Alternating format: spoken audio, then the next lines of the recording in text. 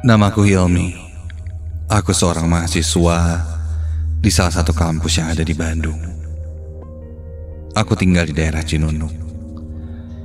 Bisa dibilang, aku adalah orang yang tidak takut dengan hal-hal yang berbau mistis. Bahkan ketika teman-temanku bercerita tentang hantu, aku sering menganggapnya hanya sebagai lelucon saja. Sampai hari itu pun tiba dan merubah semuanya. Hari itu aku diundang untuk datang ke acara ulang tahun teman SD-ku di daerah Arcamani. Aku pun berangkat menggunakan motor dan tak berapa lama sampai di rumah temanku itu. Aku pun bertemu dengan teman-teman kecilku yang ketika itu sering bermain denganku. Bisa dibilang ini seperti acara reuni SD. Kami pun mengabadikannya dengan berfoto, mengobrol. Sampai waktu pun berlalu. Dan tak terasa ketika itu sudah menunjukkan hampir jam 11 malam.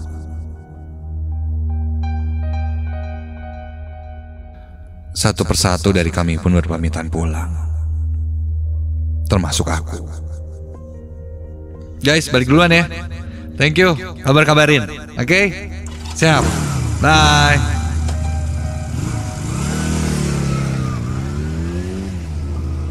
Setelah berpamitan pada teman-temanku, aku pun pulang dengan menggunakan sepeda motorku. Di perjalanan pulang, awalnya terasa biasa saja. Namun lama-kelamaan, malam itu kini perlahan mulai terasa berbeda. Jalanan yang kulewati ketika itu terasa sepi, hening. Padahal biasanya masih ramai dengan pedagang-pedagang di pinggir jalan. Saking sepinya, suara gemuruh angin pun terdengar sangat jelas melewati sela-sela di helmku. Aku tidak berpikir yang aneh. Ya mungkin karena cuaca yang mendung, dingin, membuat pedagang-pedagang kaki lima yang biasanya berjualan tutup lebih cepat.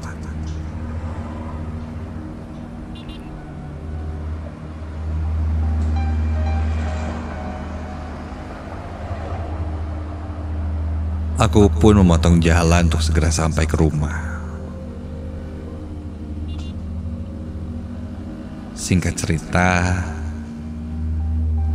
aku lewati sebuah tanjakan yang kanan kirinya diisi oleh tanah kosong.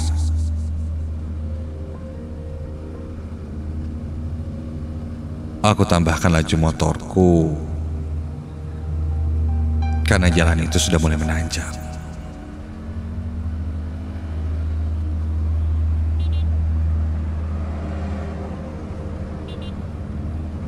Dan ketika aku lewati tanjakan itu, tiba-tiba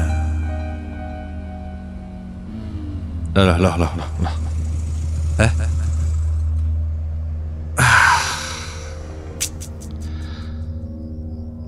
Lampu motorku mendadak mati dan memaksaku untuk menghentikan motorku karena kondisi penerangan saat itu sangat minim. Aku pun coba menepi ke pinggir jalan dan coba memeriksa kondisi lampu motorku itu. Nah, apa ya? Perasaan baru diganti bulan kemarin. Lampunya kok udah mati lagi.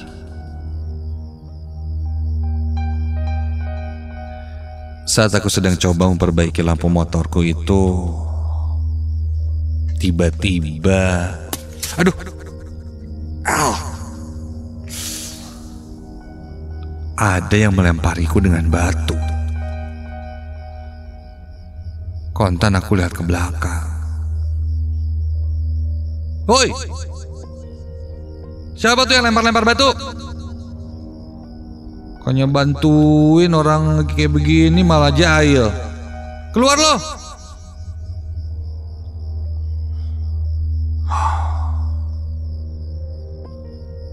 Kulihat sekelilingku, tidak nampak siapapun.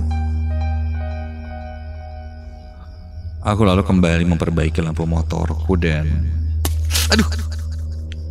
Astaga. Untuk yang kedua kalinya, ada yang melempariku batu. Siapa sih nih? Kulihat lagi ke sekitar. Sejauh mataku memandang, memang tidak kulihat siapa-siapa.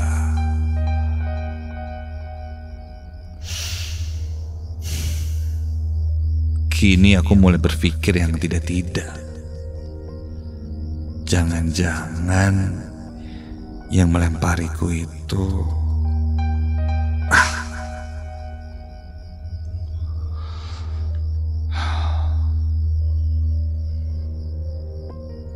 Muncul rasa takut.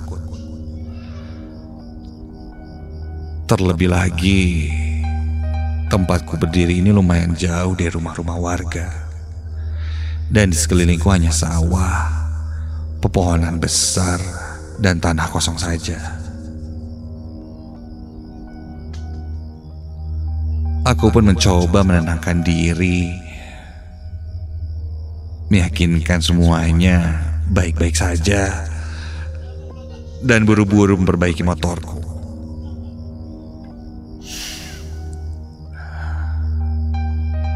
Sampai... Aduh!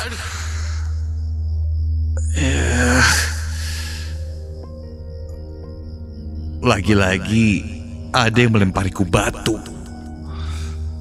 Dan kali ini batunya lumayan besar.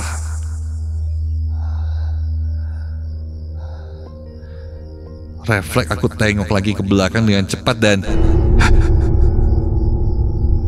sepertinya ada seseorang yang sedang berdiri di pinggir pohon tepat di belakangku. Iya, di tempatku saat itu, di belakangku ada sebuah pohon besar. Yang ku tahu itu pohon nangka. Aku langsung berpikir kalau yang melempariku itu sedang bersembunyi di balik batang pohon yang cukup besar itu. Karena sepintas tadi kulihat dia seperti mengintip lalu bersembunyi. Ketika yakin itulah jahil seseorang, aku langsung beranikan diri untuk menegurnya. Woi, ngumpet-ngumpet lo ya di situ ya. Awas lo ya, lempar-lemparin batu, sembunyi-sembunyi kayak gitu. Kalau kena abis lo. Woi, keluar woi. Namun orang itu tidak menjawab apa-apa. Dan yang kulihat hanya berdiri seperti memperhatikanku dari kejauhan. Benar-benar ya. Gue datengin lo ya. Aku pun langsung menghampirinya, berjalan ke arah pohon nangka itu.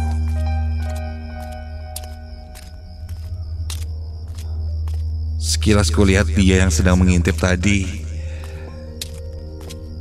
kembali bersembunyi di balik batang pohon yang cukup besar itu. Dan ketika ku sampai di pohon nangka itu,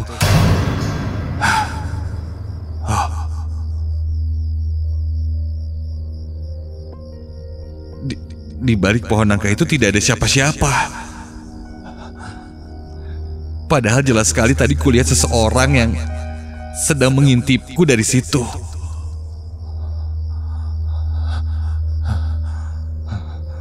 Dan jelas jika orang itu berlari pun, aku pasti akan melihatnya.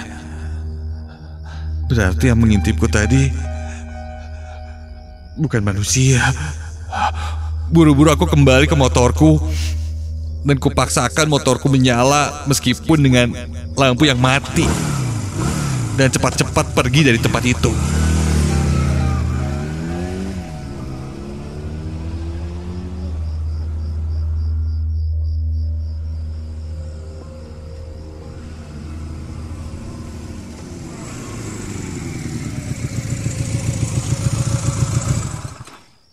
Singkat cerita, aku pun sampai di rumah. Ketika sampai, aku menghela nafas sebentar, mencoba menenangkan diriku yang saat itu mulai was-was.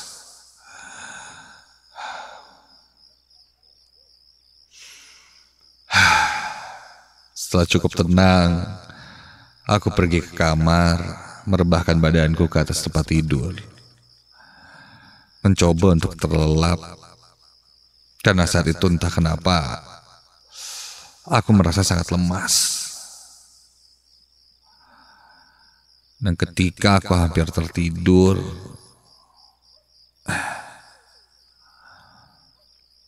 ku dengar pintu kamarku terbuka. Ku angkat kepalaku sedikit mengintip. Siapa yang membuka pintu kamar?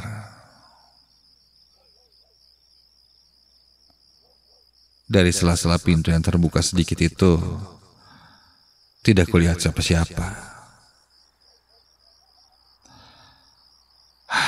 Mungkin hanya angin atau aku kurang rapat menutupnya, sehingga terbuka sendiri. Aku kembali berbaring. Dan tiba-tiba, astaga, aku terdiam karena sekarang yang kudengar, pintu itu seperti dimainkan.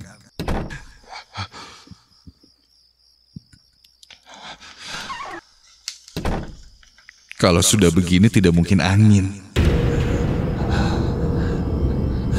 Aku pun coba mengintip pembuka mataku dan benar saja kulihat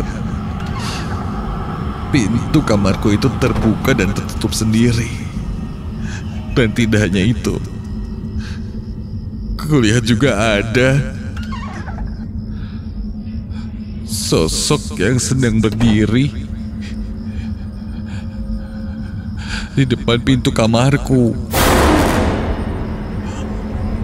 Ketika itu, aku tidak bisa bergerak. Meskipun jantungku berdegup sangat kencang dan keringat dinginku mulai bercucuran, namun aku tidak bisa menggerakkan badanku. Ingin segera aku berlari karena ketika ku lihat dengan jelas sosok yang berdiri di depan pintu kamarku dan memainkan pintuku itu. Sosok itu memakai pakaian hitam, tapi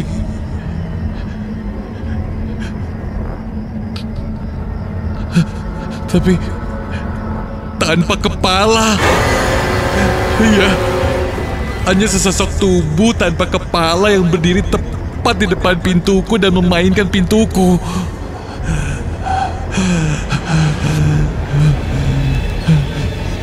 Sampai akhirnya pintu pun terbanting sangat kencang. Dan sosok tanpa kepala itu kini seperti meraba-raba, melangkah mendekat ke arahku, mengulurkan tangannya seperti ingin menyentuhku.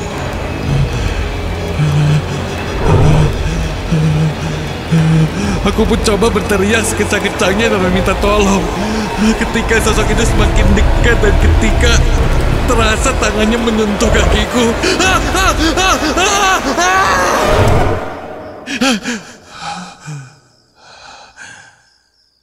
Sosok itu sudah tidak ada. Aku pun langsung bangkit dari tempat tidurku, menuju kamar mandi dan mencuci muka. Ini bukan mimpi. Ini benar-benar nyata terlihat olehku.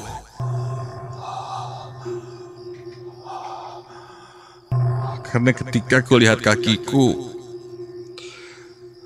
nampak ada bekas seperti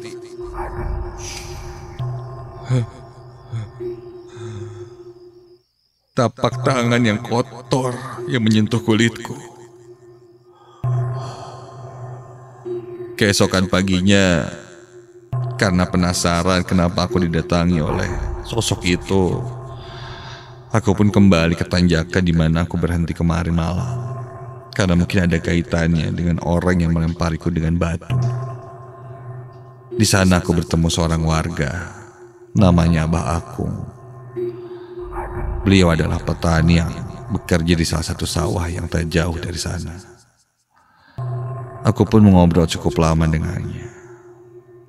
Katanya dulu ada seorang laki-laki yang pernah meninggal mengenaskan di pinggir pohon nangka, tepat di mana kemarin malam aku diganggu sosok itu. Dan katanya sosok hantu tanpa kepala itu memang sudah sering menampakkan dirinya di sekitar sana. Terlebih jika melewati jalan itu sendirian.